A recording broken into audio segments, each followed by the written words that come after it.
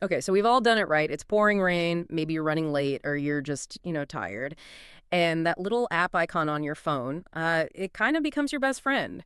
But what if those rides, those seemingly innocent Uber or Ola trips, are actually costing you more?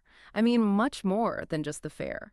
Today, we're doing a deep dive into the, let's call it the hidden financial side of that everyday convenience.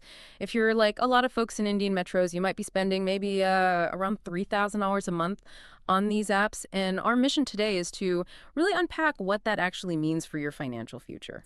Exactly. And our deep dive today, it's really about exploring how this seemingly small habit, this consistent spending, can have a really significant long-term impact on your personal wealth. We'll use some concrete numbers from the source material just to show you exactly how it plays out, highlighting what we're calling a convenience tax. It sort of quietly adds up over time, often, without you even noticing it. All right, let's get into this. This 4,000 a month habit. The sources we looked at suggest the average Indian metro rider spends, well, anywhere from maybe 2,500 up to even 5,000 a month. We're going to focus on that 3,000 figure though. If you break it down, that's roughly what, €100 a day? For many of us that probably feels like, almost pocket change spread out over the month. But here's where the source material got really interesting for me. It poses the question, what if that exact amount wasn't spent, but invested instead? Yeah, and what's fascinating here is really the power of compounding. It's almost magical, but it's just math. If you took that 3,000 per month and invested it in something diversified, say like a mutual fund, getting a pretty conservative annual return, let's say 12%, well, the numbers are quite eye-opening. In just 5 years, that 3,000 over a month, it would grow to about 2.48 lakhs. That's 248,000 rupees. And if you kept that up for 10 years, Okay, 10 years. it would actually swell to over 7 lakhs, 700,000 rupees. Now think about that. That lost 3,000 a month, it isn't just gone.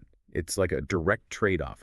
The source highlights this clearly over 10 years, that compounding 7 lakhs. That could literally be the down payment on a flat. Or, fully fund a semester of overseas education for your child. It turns these big dreams into something, well, concrete. Wow, those numbers really hit home. It just shows the sheer power of investing consistently, doesn't it? But then the flip side, right? The source introduces this idea of the convenience tax. Mm. Can you explain that a bit more? It's not just the fare itself. No, not just the fare. It's about the choice. Choosing that Uber or Ola for, say, really short distances where you could walk or take an auto, Yeah. or using it during peak hours when prices surge, or even when, cheaper options like a bus are right there. It's paying that premium, that extra cost, purely for the ease of it. And that premium is essentially money that could have been growing. Right. It prevents your money from compounding, basically. It's so easy, though, just swipe and forget, like lots of tiny little cuts to your budget. Absolutely. The sources describe it as this almost invisible bleed. You don't notice the daily euro, but it adds up significantly. And this raises a really important question, doesn't it? Are all rides bad? Should we just, stop using these apps altogether? Yeah, that seems a bit extreme. And it is. The sources are clear. Occasional rides for emergencies, or maybe late nights, airport runs, those are perfectly understandable. They make sense.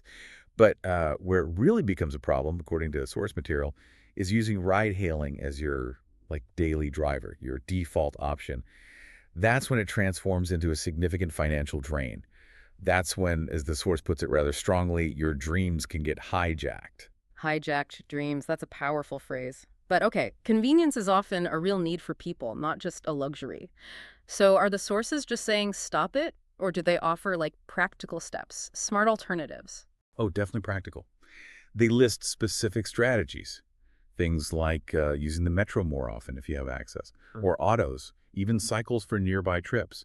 Another good one is clubbing your rides, basically, batching your errands together so you take fewer separate cab trips. Reduces the frequency. And they also mentioned bike taxis in many Indian cities. These could be 60 to 70% cheaper than a car. That's a huge saving right there. Okay, those are actionable. Makes sense. And if we connect this back to the bigger picture, the core rule they suggest is invest before you ride. It sounds simple, but it's about building a habit, consciously putting money towards your future before you spend on that immediate convenience. They reiterate that even just saving and investing that €100 a day, that cab money, can genuinely transform your financial life over time. It's about building that future, one smart choice at a time. So wrapping this up, what does it all mean for you listening right now? Well, I think it's a really powerful reminder. Significant financial progress isn't always about, some huge windfall or big investment decision. It's often about these quiet, consistent choices we make every single day.